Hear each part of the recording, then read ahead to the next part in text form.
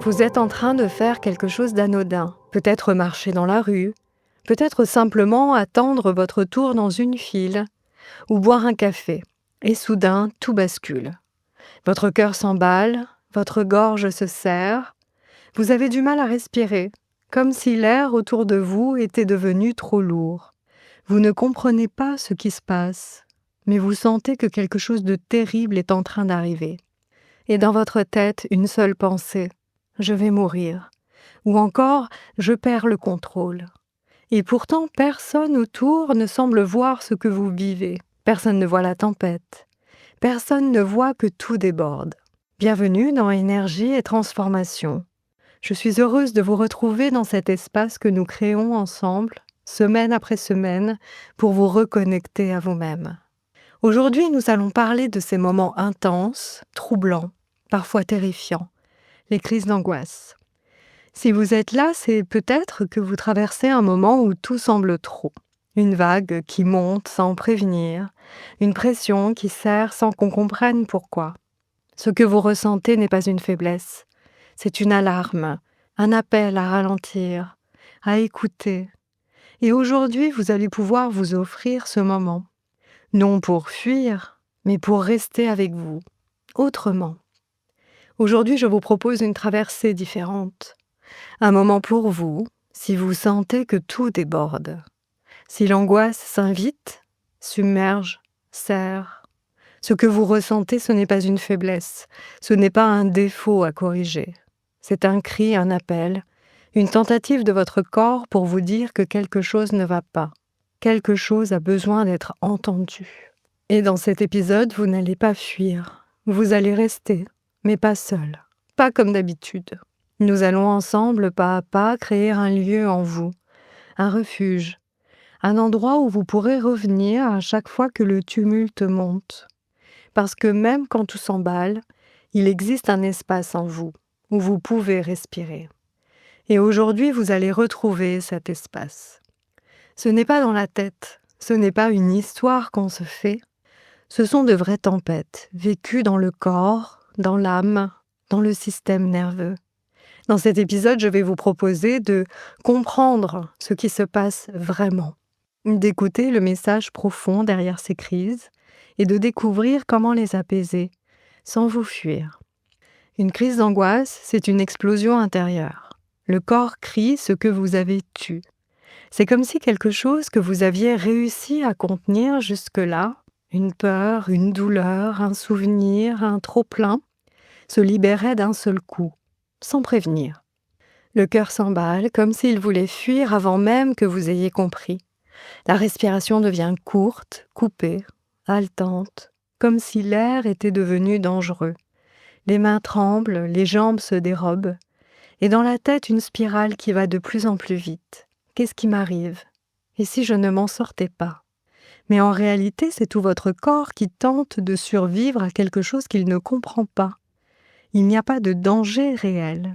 Et pourtant, tout se passe comme si votre vie était menacée. Parce que le cerveau archaïque, celui de la survie, ne distingue pas un danger physique d'un danger émotionnel. Et souvent, c'est une émotion ancienne, non digérée, qui remonte, comme une vague. Une peur de l'abandon, un sentiment d'impuissance, une mémoire d'enfance où vous avez dû vous taire, encaisser, vous adapter. Et aujourd'hui, votre corps refuse de continuer à faire comme si. L'angoisse, ce n'est pas vous, mais un appel intérieur. Ce n'est pas vous qui êtes angoissé. C'est une partie de vous, souvent très ancienne, qui revient crier qu'elle ne se sent pas en sécurité. Et cette angoisse dit peut-être: tu es en train de t'oublier. Tu fais semblant d'aller bien, mais à l'intérieur, tu es en train de t'effondrer.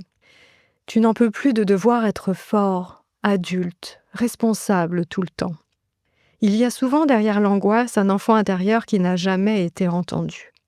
Un enfant qui peut-être a eu peur dans le noir, qu'on a laissé seul avec son chagrin, qui a appris trop tôt à ne pas déranger, à ne pas demander, à tout gérer. Et cette part-là, quand elle revient à l'âge adulte, elle revient avec la force d'un cri longtemps étouffé. L'angoisse n'est pas un échec. C'est une tentative désespérée de se faire entendre. Dans l'instant d'une crise, le pire réflexe, c'est de résister. Plus vous tentez de contrôler, plus l'angoisse monte. Alors, posez-vous. Si possible, arrêtez ce que vous faites. Cherchez un lieu calme ou au moins un espace où vous pouvez respirer. Regardez autour de vous. Nommez 3 objets. Touchez une texture. Rappelez-vous que vous êtes ici, dans le présent. Respirez dans le ventre. Inspirez en 4 temps et expirez plus lentement en 6 temps. Faites-le plusieurs fois. Le système nerveux va peu à peu se calmer. Dites ce que vous ressentez, à voix basse ou dans votre tête. Je sens ma gorge serrée. J'ai peur. Je suis en train de vivre une crise et c'est temporaire. Mettez votre main sur votre cœur, comme un geste de réassurance, comme si vous disiez à votre corps « Je suis là, tu es en sécurité ». Et surtout, rappelez-vous que ça va passer. Toujours, même si la vague est haute, même si vous avez l'impression qu'elle ne redescendra jamais. Après la crise, quand le calme revient, il est important de ne pas refermer aussitôt la porte. Écoutez le message derrière la crise. Prenez un carnet, une feuille, une note vocale et demandez-vous « Qu'est-ce que je ne veux plus porter seul ? Quelle part de moi j'ai abandonné pour fonctionner dans ma vie ? De quoi ai-je le plus besoin et que je n'ose pas demander ?» Les crises d'angoisse nous reconnectent malgré nous à notre humanité profonde. Elles nous rappellent que nous ne sommes pas des machines, qu'il y a un cœur, un souffle, une mémoire, et que ce cœur a besoin d'être entendu, soutenu, accueilli. Je me souviens d'une personne que j'ai accompagnée. Elle décrivait la crise comme un essoufflement dans l'âme, comme si elle allait se dissoudre. Et petit à petit, en recréant ce refuge en elle, elle a retrouvé un pouvoir simple, mais immense, celui de rester présente. Parlons maintenant de la peur de la peur. C'est un phénomène central dans les crises d'angoisse. Mais qu'est-ce que cela signifie exactement ? Après une première crise d'angoisse, beaucoup de personnes développent une anxiété anticipatoire. C'est-à-dire qu'elles commencent à avoir peur d'avoir peur. Elles craignent que la crise se reproduise, souvent dans des situations similaires ou inattendues. Cette peur devient une pensée dominante qui nourrit un cercle vicieux. Une pensée ou un souvenir d'une crise précédente, par exemple, vous vous rappelez une crise dans un lieu public. Cette simple pensée peut provoquer une légère montée d'anxiété. L'hypervigilance. Vous surveillez constamment vos sensations corporelles, comme un rythme cardiaque ou une respiration, à la recherche d'un signe annonciateur. Une amplification des symptômes. Cette attention excessive amplifie les sensations normales, que votre cerveau interprète alors comme un danger imminent. Une nouvelle crise. La peur déclenche effectivement une crise, ce qui semble confirmer vos craintes initiales. Heureusement, il existe des moyens efficaces pour briser ce cercle vicieux. La première étape est d'identifier ce mécanisme. Rappelez-vous que la peur de la crise est une pensée et non une réalité. Vous n'êtes pas en danger. Essayez de noter vos pensées anxieuses dès qu'elles apparaissent. En les observant comme des spectateurs, elles perdent une partie de leur pouvoir. Par exemple, transformer « et si je fais une crise ici ?» en « je remarque que je pense à une éventuelle crise ». Ce simple changement vous aide à prendre du recul. Dédramatiser la crise d'angoisse. Une partie de la peur vient de l'idée que la crise est dangereuse. Mais une crise d'angoisse, bien que désagréable, est inoffensive. Elle ne dure pas éternellement. Et votre corps sait comment revenir à son équilibre naturel.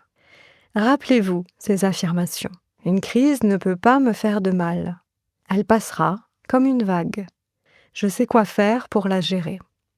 Plus vous répétez cela et plus vous réduisez son impact émotionnel. Apprivoisez les sensations corporelles. Beaucoup de personnes redoutent les sensations physiques associées à l'angoisse, comme le cœur qui bat vite ou la respiration rapide. Un bon moyen de briser ce lien est d'apprendre à les ressentir différemment. Essayez ceci. Trouvez un endroit calme, accélérez volontairement votre respiration pendant 30 secondes, comme si vous faisiez du sport. Arrêtez, Puis observez comment votre souffle ralentit naturellement. Cet exercice vous montre que votre corps est capable de se calmer seul, ce qui réduit la peur des sensations physiques. S'exposer progressivement à la peur. Un des moyens les plus efficaces pour briser la peur est de s'y confronter, doucement et progressivement. Par exemple, si vous évitez les transports en commun de peur d'une crise, commencez par de courts trajets, avec un proche si besoin.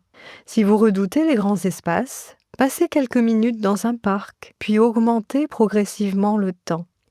L'objectif est de montrer à votre cerveau qu'il n'y a pas de danger réel. Voici quelques techniques pour désamorcer l'anticipation. La peur de la peur se nourrit d'anticipation. Posez une main sur votre cœur et dites-vous « Je suis en sécurité ». Ce geste deviendra un réflexe rassurant. Transformez « Je vais sûrement faire une crise » en « Je me prépare à vivre cette situation avec calme ». Imaginez-vous dans la situation redoutée, mais en train de rester calme et serein. Cette répétition mentale peut reprogrammer vos réactions. Les crises d'angoisse ne sont pas une faiblesse. Ce sont des cris, des appels, des tentatives de réconciliation avec des parts de vous oubliées. Et chaque fois que vous traversez l'une d'elles, vous vous rapprochez de vous-même. Prenez soin de votre souffle, prenez soin de votre rythme. Et surtout, laissez-vous exister avec douceur, avec lenteur, avec tout ce qui fait de vous un être vivant. Le geste que vous allez associer à la sécurité pendant cette séance, poser la main sur le cœur, ou tapoter ou presser deux doigts, deviendra un raccourci. Quand vous le referez dans la journée, même brièvement, votre cerveau réactivera la sensation de calme vécue ici. Ce n'est pas de la magie, c'est de la neuroplasticité. Ce que nous allons faire maintenant, c'est associer un geste simple et doux à la sensation de calme que vous êtes en train de cultiver. C'est ce qu'on appelle un ancrage corporel, un point de repère que votre cerveau va apprendre à reconnaître. À force de le répéter, ce geste deviendra un signal de sécurité, un signal que vous enverrez à votre corps, même dans la tempête. Vous n'aurez pas besoin de réfléchir, juste faire ce geste et sentir que vous pouvez revenir à vous. Fermez les yeux si ce n'est pas déjà fait. Et si c'est difficile, ce n'est pas grave. Vous pouvez simplement laisser votre regard devenir flou et écouter, juste ça. Écoutez et respirez. Rien à réussir, rien à contrôler, rien à faire. Juste être là. Respirez. Et peut-être déjà sentir que vous n'êtes plus seul. Je suis avec vous. Et vous pouvez peu à peu déposer les armes, déposer ce que vous tenez depuis trop longtemps. Les tensions, les peurs, les attentes. Vous n'avez pas besoin de tout porter maintenant, pas ici. Alors prenez un instant pour laisser faire votre corps. Ce corps qui sait, ce corps qui fatigue, ce corps qui hurle parfois pour être entendu. Je ne vais pas vous demander de vous détendre tout de suite. Parfois on ne peut pas, et ce n'est pas grave. Ce que je vais vous proposer, c'est d'accueillir ce qui est là, tel que c'est, même si c'est confus, même si c'est inconfortable, même si ça déborde. Alors observez. Observez ce qu'il y a là maintenant, en vous. Peut-être un nœud dans le ventre, peut-être une boule dans la gorge, peut-être ce cœur qui bat vite, trop vite, peut-être ce souffle qui s'affole ou cette tension qui serre la poitrine. C'est là et c'est OK. Vous pouvez le regarder, comme on regarde un enfant qui pleure, sans colère, sans peur, sans jugement, juste avec présence, avec humanité. Et si c'est trop, à tout moment, vous pouvez revenir ici, à votre souffle, toujours là. Inspirez doucement et expirez encore plus lentement, comme une vague qui vient et qui repart, comme si vous faisiez de la place. À chaque souffle, un peu plus d'espace en vous. Imaginez que l'air entre et que quelque chose en vous s'ouvre doucement et qu'en expirant, vous relâchez ce que vous n'avez plus besoin de garder. Ce souffle, il est votre refuge vivant. Il ne vous juge pas, il ne vous quitte pas, il vous accompagne, toujours. Et maintenant, je vais vous inviter à imaginer ou à laisser apparaître un lieu, votre lieu, un lieu où rien ne vous menace, où tout est calme, où vous vous sentez entièrement en sécurité. Il peut être dans la nature, une clairière, une forêt, une plage au lever du soleil, ou une pièce douce, paisible, éclairée par une lumière tiède, ou un espace complètement imaginaire, mais familier. Prenez le temps de ressentir ce lieu. Regardez les couleurs, la lumière, les formes, comment la lumière glisse sur les surfaces, comment tout semble lent, doux, enveloppant. Écoutez. Y a-t-il un son, une musique, un silence, quelque chose de rassurant, de régulier, de protecteur? Sentez l'air. Est-il chaud, tiède, frais? Pose-t-il sur vous comme une caresse, une couverture invisible? Et ressentez ce que ce lieu provoque en vous. Un apaisement, une sécurité, une stabilité, comme si enfin vous pouviez vous reposer. Maintenant, je vais vous inviter à poser une main sur votre cœur ou votre ventre, là où c'est juste pour vous. Et pendant que vous êtes dans ce lieu de calme, de paix, de sécurité, vous allez choisir un geste simple, un geste que vous pourrez refaire n'importe quand dans la vraie vie, quand tout s'accélère, quand vous sentez que vous perdez pied. Ce geste deviendra votre ancre de sécurité. Et cela peut être presser 2 doigts ensemble, tapoter doucement votre sternum ou poser cette main sur votre cœur, comme maintenant. Et pendant que vous faites ce geste, répétez doucement à l'intérieur de vous. Je suis en sécurité. Je suis avec moi. Je n'ai pas besoin de tout comprendre pour traverser. Ce moment va passer. Encore. Je suis en sécurité. Je suis avec moi. Ce geste devient un pont vers votre lieu refuge, une clé, un raccourci. Restez encore un instant ici, dans ce lieu, avec ce souffle, avec cette main, et laissez ce calme s'imprégner profondément, comme une empreinte, comme une mémoire du corps, comme un endroit en vous que vous ne perdrez plus. Rappelez-vous, ce lieu existe en vous. Il est accessible à chaque instant, même dans la tempête, même dans le noir, surtout quand tout déborde. Et à chaque fois que vous faites ce geste, votre corps se souviendra, votre souffle se souviendra, vous saurez revenir ici. Quand ce sera juste pour vous, vous pourrez bouger légèrement les doigts, les orteils, sentir à nouveau votre corps dans l'espace, peut-être étirer un peu votre dos, ouvrir les yeux et revenir, doucement, avec tendresse, sans rien brusquer. Vous êtes vivant et c'est déjà immense. Prenez un moment pour sentir ce que vous avez envie de faire maintenant. Boire un verre d'eau, écrire ce que vous avez ressenti ou juste rester un instant en silence. Vous n'avez rien à prouver.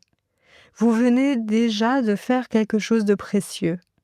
Restez avec vous-même, même dans l'inconfort.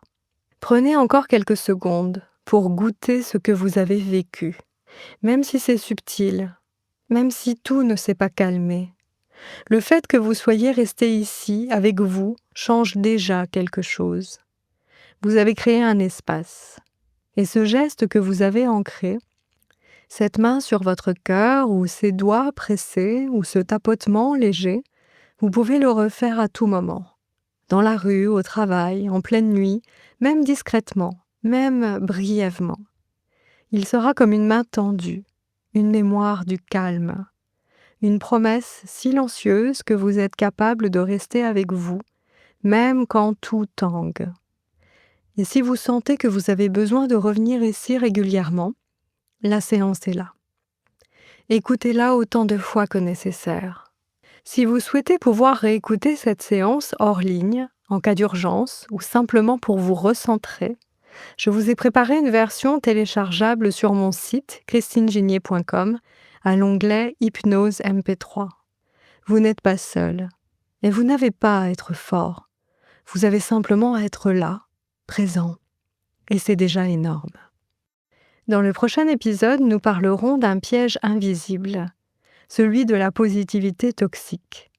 Ce masque qu'on vous demande de porter, même quand à l'intérieur tout vacille.